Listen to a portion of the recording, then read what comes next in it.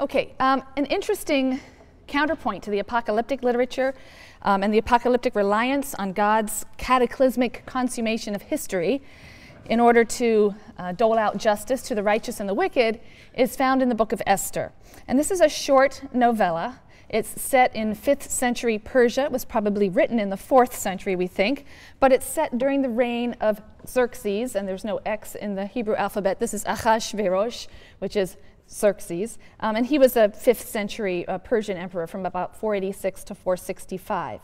And it's another heroic fiction that features a Jew in the court of a Gentile king. So it's like Daniel.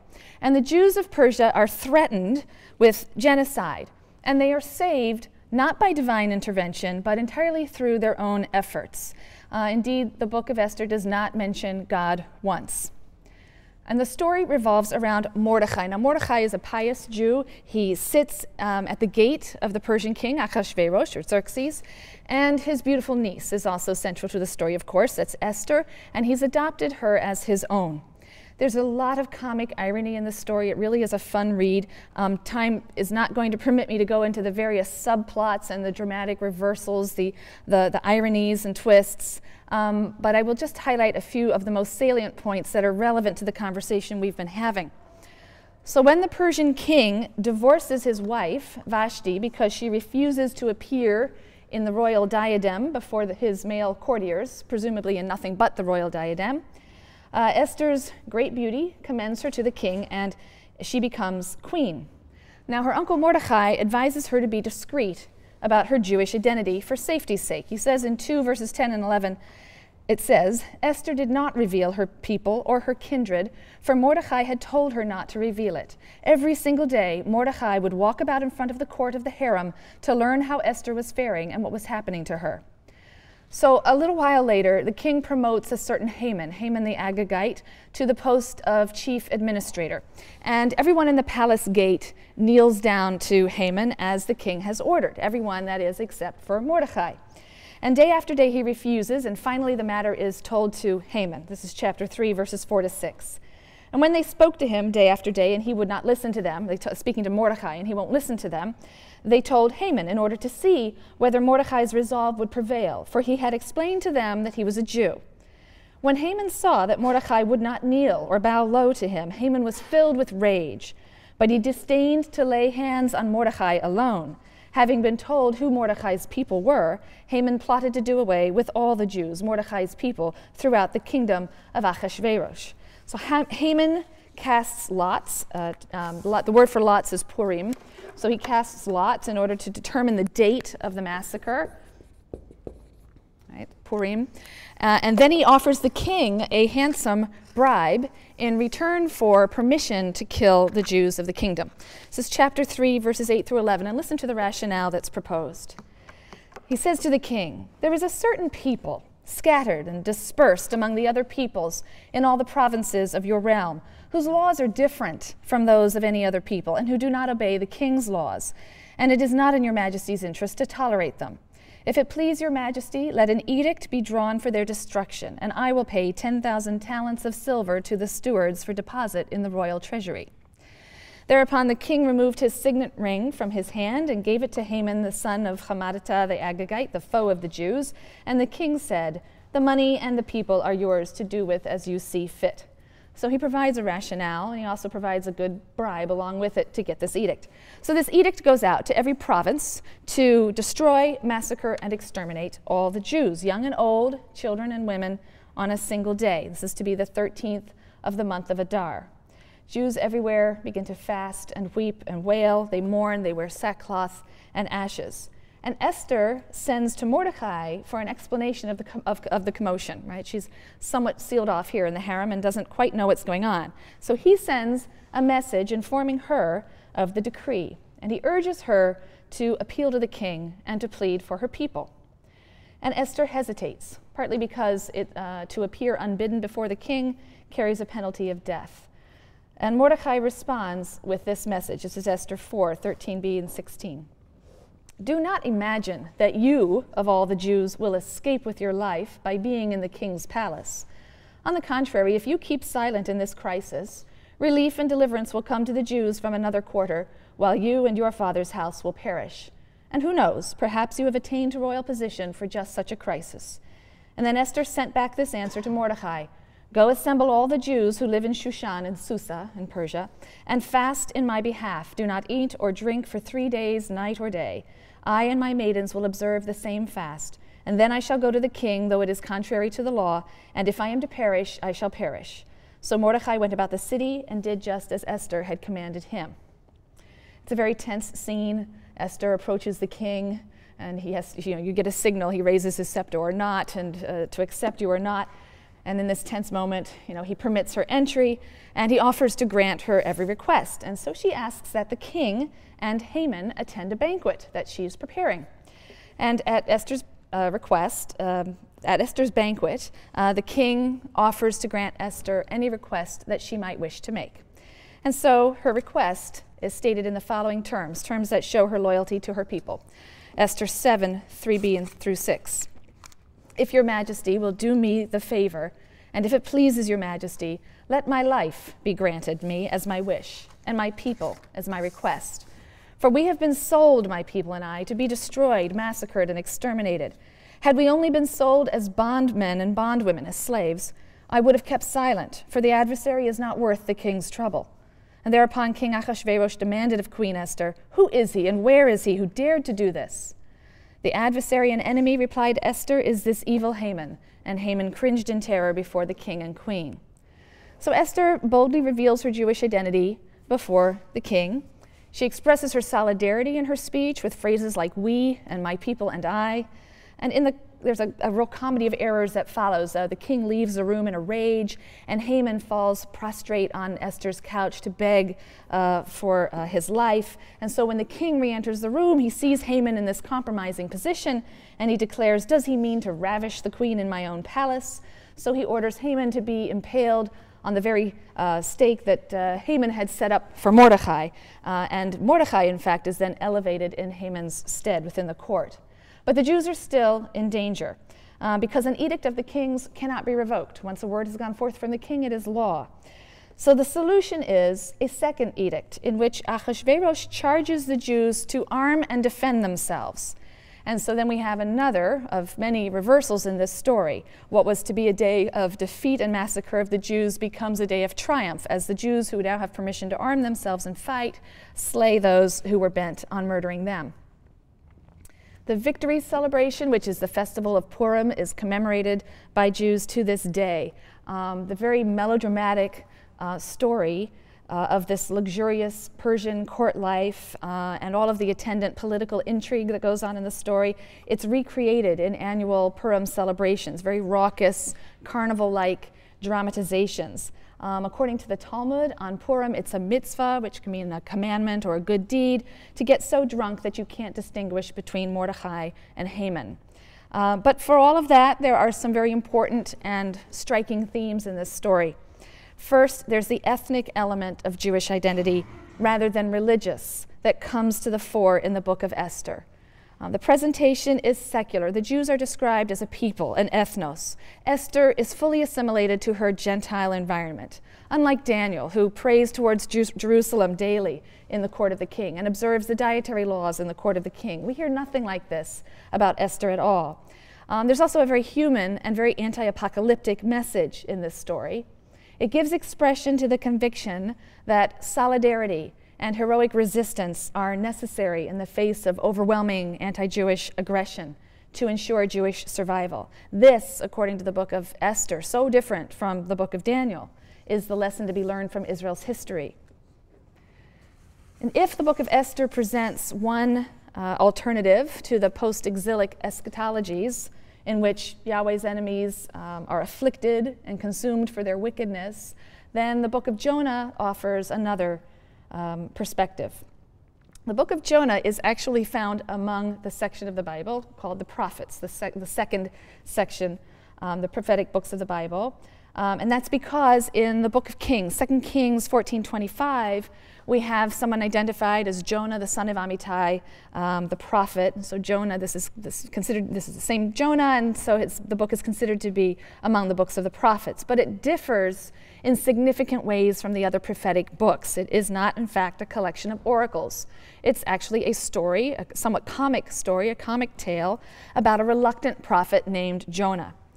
The second interesting or unusual thing about this book is that Jonah is commissioned by Yahweh to carry a message to the people of Nineveh, the capital of Assyria, not to the people of Israel. The Israelite concept of divine mercy receives its full expression in the book of Jonah. In the first chapter, Jonah receives a call from Yahweh, who instructs him to go to Nineveh, whose wickedness is great, and to proclaim God's judgment. Chapter 1, the first 3 verses. The word of the Lord came to Jonah, son of Amittai. Go at once to Nineveh, that great city, and proclaim judgment upon it, for their wickedness has come before me. Jonah, however, started out to flee to Tarshish from the Lord's service. That's like saying he got up and went to Timbuktu. Tarshish was the farthest extent of the known world navigable through the Mediterranean. So it's rather comic. Go to Nineveh, and he got up and went in the opposite direction as far as he could. He tried to flee from the Lord's service. He went down to Jaffa, and found a ship going to Tarshish. And he paid the fare and went aboard to sail with the others to Tarshish, away from the service of the Lord. So he does this immediate about face in a very comic touch and sets sail for Spain, the other end of the Mediterranean. But of course, Jonah cannot escape from God, and God sends a storm which threatens to destroy the ship. The non-Israelite sailors on board pray to their gods, and then finally they cast lots in order to discover who it is who's brought this danger to the ship. And the lot falls to Jonah. So Jonah confesses that he's a Hebrew who worships the Lord, who, as he now realizes, made both land and sea. And that is a fact that strikes great terror in the heart of the sailors when they hear this, that his God is Yahweh. And Jonah further adds that he's trying to flee from God's service, and the clear implication is that he is the cause of this terrible storm. So Jonah proposes that he be thrown overboard to save the ship. The sailors strive mightily to battle the storm, but finally, in despair, they pray to God, Yahweh, to forgive them for killing an innocent man, and they heave Jonah overboard and save the ship. Now, the sailors are said by the narrator to revere God. They offer a sacrifice to him. They make vows. Now, in the meantime, God has appointed a huge fish to swallow Jonah and so preserve his life. And from the belly of this fish, Jonah prays to God. The prayer, or the psalm, is not entirely appropriate to the narrative context. It's probably an insertion in the story by a later writer. It's an insertion that was probably suggested by references within the prayer to drowning in the deep, to crying out to God from the belly of Sheol, and Jonah is in the belly of the fish, so that linguistic resonance may very well have been what prompted someone to insert this prayer here. And in any event, in response to Jonah's prayer, God orders the fish to spew Jonah out onto dry land. In chapter 3, Jonah gets his second chance. God calls him again, and in contrast to his first response, this time Jonah sets out for Nineveh at once, and he proclaims God's message. In 40 days, Nineveh will be overthrown. And then comes the shocking element in the story. Chapter 3, verses 5 to 10.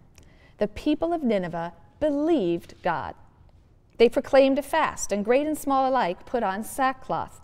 And when the news reached the king of Nineveh, he rose from his throne, took off his robe, put on sackcloth, and sat in ashes.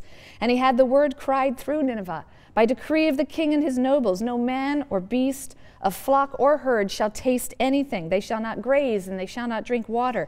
They shall be covered with sackcloth, man and beast, and shall cry mightily to God. Let everyone turn back from his evil ways and from the injustice of which he is guilty. Who knows but that God may turn and relent? He may turn back from his wrath so that we do not perish. God saw what they did, how they were turning back from their evil ways, and God renounced the punishment he had planned to bring upon them and did not carry it out. So idolatrous Nineveh believes God and humbles itself before God, hoping to arouse his mercy. And in another humorous touch, we read that even the animals are wearing sackcloth, right? They're fasting and crying out to God. So from the greatest to the very least, the inhabitants of Nineveh turn back from their evil ways, and God's mercy is in fact aroused. The Assyrians are spared, and Jonah is furious. Chapter 4, verses 1 through 4. This displeased Jonah greatly, and he was grieved. He prayed to the Lord, saying, "O Lord, isn't this just what I said when I was still in my own country? That is why I fled beforehand to Tarshish, for I know that you are a compassionate and gracious God, slow to anger, abounding in kindness, renouncing punishment. Please, Lord, take my life, for I would rather die than live." The Lord replied, "Are you that deeply grieved?" Jonah doesn't respond. He just leaves the city to sulk. And his complaint seems to be twofold. If you're going to punish the wicked, then just punish them. They deserve it. And if you're planning to spare them, then just spare them and don't waste my time with messages and oracles. But the stronger problem for Jonah seems to be the lack of punishment for the wicked. Jonah's indignant that the Assyrians didn't get what they so richly deserved. And didn't I say this would happen? You always forgive. You're this slow to anger, compassionate guy. You always repent. The wicked are never punished. I'm fed up with the way you do things, God. Your mercy perverts your justice. And some things ought not to be forgiven. People must be held to account for their evil actions. How can God not do justice? Jonah sits in a little booth that he has constructed, and God causes a leafy plant to grow over him, providing shade and saving him from a good deal of discomfort. And the plant is to be the source of a final lesson for Jonah. Jonah 4, 6 through 11. Jonah was very happy about the plant, but the next day at dawn, God provided a worm, which attacked the plant so that it withered. And when the sun rose, God provided a sultry east wind, and the sun beat down on Jonah's head, and he became faint, and he begged for death, saying, "I would rather die than live." And then God said to Jonah, "Are you deeply grieved about the plant?" "Yes," he replied, "so deeply that I want to die." Then the Lord said, "You cared about the plant, which you did not work for and which you did not grow, which appeared overnight and perished overnight. And should not I care about Nineveh, that great city, in which there are more than 120,000 persons who do not yet know their right hand from their left, and many beasts as well? How can Yahweh not be compassionate? For even the most evil of peoples are no less his creation that he has cared for than precious Israel. And if they will only turn to him in humility, he'll wipe the slate clean. He'll show compassion and forgive. It is only human to long for the punishment of the wicked, but God longs for their reformation, their turning. The date of the book of Jonah really can't be ascertained, and you will hear arguments in both directions. Many scholars date it late. Others suppose that the story is at least at base an old story. Nineveh appears as another Sodom, basically. It's a story that is in keeping with that older Torah tradition in which it's assumed that God punishes non-Israelites or other nations for immorality, but not necessarily for idolatry. The Gentile sailors even who worship others are not necessarily punished, and in fact it's said that they revere God and they're reluctant to throw this man overboard. Other nations are not obligated in the view of this book, as in the early traditions of Genesis, to accept monotheism, but they're bound by a certain basic moral law, maybe the moral law of the Noahide covenant, and it's for this that God has decreed punishment. So the theme or the basic problem in this short book is the problem of God's justice versus his mercy. And Jonah is a champion of divine justice. He believes that sin should be punished. He's outraged at God's forgiveness. But Jonah learns that a change of heart is enough to obtain mercy, and that the true role of the prophet is perhaps to move people to reformation and turning. What must have been the reception of this book in the post-exilic period? Again, not knowing exactly when it was written, we can imagine, however, in the manner of a canonical critic, how it might have been perceived by people in the post-exilic period for whom it would have become canonical. The very idea of a prophet being sent to Nineveh, the capital of the hated Assyrian Empire, the home of the people who had destroyed the northern kingdom of Israel and the 10 tribes of Israel in 722, dispersing those 10 tribes forever. The nation that had then laid siege to Jerusalem and exacted tribute from Judah for many years. This must have been startling. And ultimately, then, this book would represent a strand of thought in post-exilic Judah that differed very much from the eschatological fervor that delighted in fantasies of the destruction of Israel's enemies, such as we found in Joel, and as would be featured later in Daniel, and in post-biblical apocalyptic literature, most notably the Christian book of Revelation. The Book of Jonah reminded Israel that the universal God is desirous of the reformation and the turning of all his creation, human and animal, and proposes that the Israelite prophet is called upon to carry a message of divine forgiveness to other nations, not just judgment, even those that have humiliated and despised God's chosen. So wittingly or unwittingly, we may never know, the author of this little satire fostered the post-exilic sense of Israel as a light unto the nations. This is an idea that we've already seen in some of the late prophetic writings. Just a few words of conclusion. The literature of the Hebrew Bible relates the Odyssey of Israel from its earliest beginnings in the stories of individual patriarchs worshiping a Canaanite deity, to its maturity as a nation forced by history to look beyond its own horizons and concerns. The Israelites were lifted up to become something greater than they could ever have planned. And they came to see themselves as God's servants to the world at the same time that they struggled and argued with their God and criticized themselves for their very human weaknesses and failings. And from another vantage point, the Bible can be seen also as an anthology that struggles against great odds to sustain a people's covenantal relationship with God. The contrast between reality and the religious moral ideal that good prospers and evil is defeated was a distressing and perplexing problem that occupied the biblical writers. The existence of evil, the suffering of the righteous, the defeat of God's chosen, all this seemed basically incompatible with certain fundamental monotheistic intuitions that God holds supreme power in the universe, that God is essentially good and just, and his providential care extends throughout creation. How can faith in such a God be upheld in the face of evil and suffering? Although all ancient cultures and modern cultures struggle with the problem of evil, it had particular poignancy for ancient Israel. In other ancient Near Eastern literatures, we find doubts about the existence of a moral order, certainly. But only in Israel does the question of evil touch on the very essence of God and the very foundation of religious faith. Paganism posits the existence of primordial evil demons or gods, and thus the existence of evil and suffering does not impugn the good gods themselves. Later religious systems that grow out of the Bible will, in fact, increasingly posit demons or a devil, right? Second Temple Judaism, later Rabbinic Judaism, and most especially Christianity will posit some devil to account for evil in the world. Undeserved suffering, outrageous and frustrating as it might be, can then be explained, at least by the jealousy or the caprice of the evil angels or gods or the demons or devil who are indifferent to man's fate.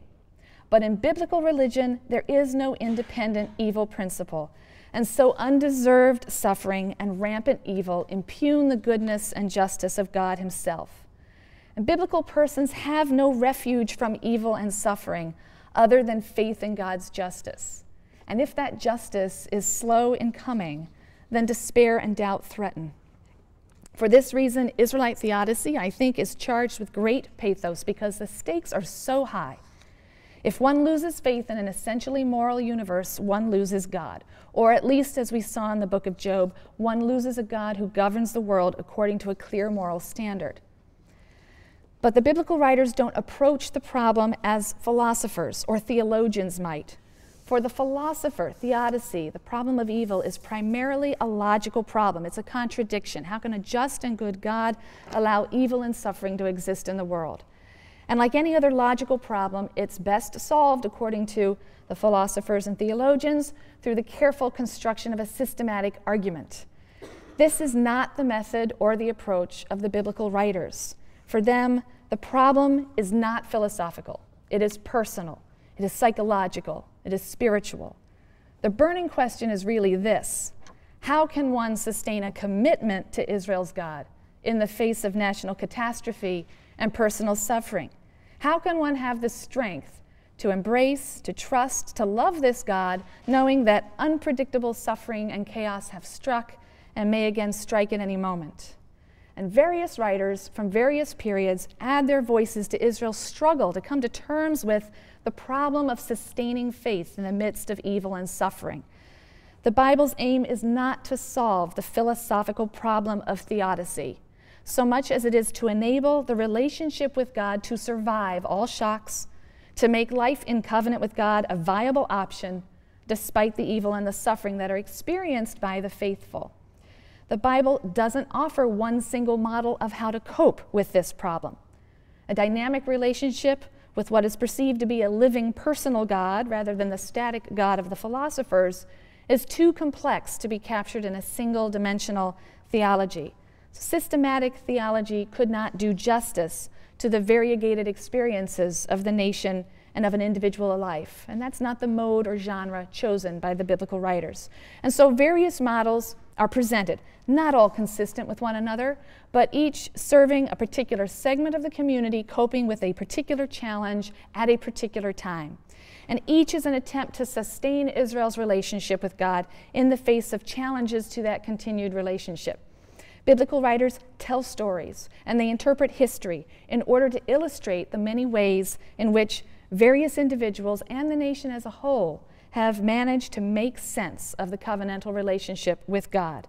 And there's room for multiple models, multiple images of God and his relationship to Israel. And as modern readers of the Bible, we can only marvel at this unresolved polyphony in this ancient anthology. It's as if the rabbis who were later to canonize this collection saw the truth in the words of Kohelet, that to everything there is a season and a time for every purpose under heaven. And so they included books with very different approaches to the fundamental problems that faced the ancient Israelites and as human beings.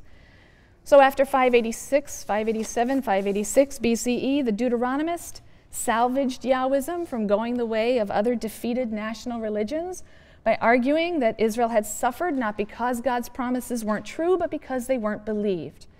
And this enabled the Israelites to continue faithful to their God despite the destruction of his sanctuary, his chosen city, and his ruler. The prophets emphasized the moral and communal aspects of the covenant, without which all sacrificial worship was anathema. And so they unwittingly prepared the way for a worship without sacrifice in the diaspora and in later Judaism. The Psalms give expression to the deepest emotions of the worshiper, struggling with personal despair and anger or brimming over with joy and faith. Job gives vent to the outrage we feel over unjust suffering, while Ecclesiastes preaches existential pleasures as a solace for the vanity of all human endeavor. Ezra and Nehemiah confront the very real problem of assimilation and identity with a call to Israel to close ranks, while Jonah and Ruth remind Jews of the universal providence of their God and the power of repentance. Esther and Daniel provide encouragement of radically different types for Jews under threat of persecution and massacre, one a plea for self-reliance and solidarity, and the other a promise of divine intervention in an apocalypse. Do all these books contradict each other? No more than I contradict myself when I say that today I feel happy, but yesterday I felt anxious. Israel's relationship with God has always been a dynamic and a complex one. And to each of these books, there was a time and a purpose in the past. And as countless readers of the Bible have discovered over the centuries, these books offered continued teaching and inspiration in the shifting moments of every age. Thank you very much for your attention this semester. Don't forget the review session that will be held here with me next week from 10:30 to 12:30. And you're early. You get to go home 10 minutes early. Thank you.